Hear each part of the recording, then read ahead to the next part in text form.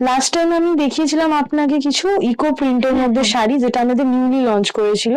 তো আজকে আমি ইকো প্রিন্টের শাড়ি দেখাচ্ছি, কিন্তু আজকে একটু কালারে দেখাচ্ছি। তো চেঞ্জেস করা হয়েছে একটু, অনেক কাস্টমারের রিকোয়ারমেন্ট ছিল কি একটু কালারের মধ্যে হলে ভালো হয়, তো সেই ক্ষেত্রে আমরা একটু কালারের মধ্যে আনার চেষ্টা করেছি। এটা আপনার কালারের মধ্যে পড়ছে। আচ্ছা, এটা যেটা আমার মনে হচ্ছে দেখে কচু কচু পাতা। পাতা। হ্যাঁ, কচু পাতা দেওয়া আছে, ভীষণই আমাদের ওয়েল নোন, চোখের সামনে সবসময় দেখতে পাই। তো সেটা দিয়ে কি সুন্দর একটা ডিজাইন ফুটিয়ে তোলা হয়েছে দেখো। এটা যাবে আপনার বডি পোর্শন, এটা আপনার বডি পোর্শন যাচ্ছে।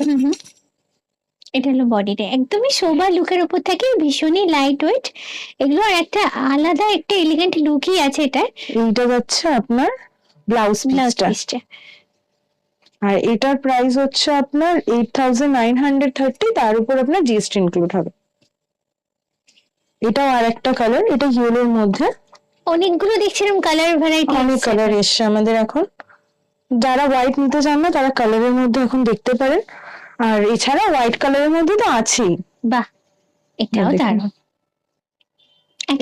খুব সুন্দর ডিজাইন করেছে পাতা দিয়ে গোল করে। ও, এটা পাতা দিয়ে করা আছে? হ্যাঁ, পাতা দিয়ে করা।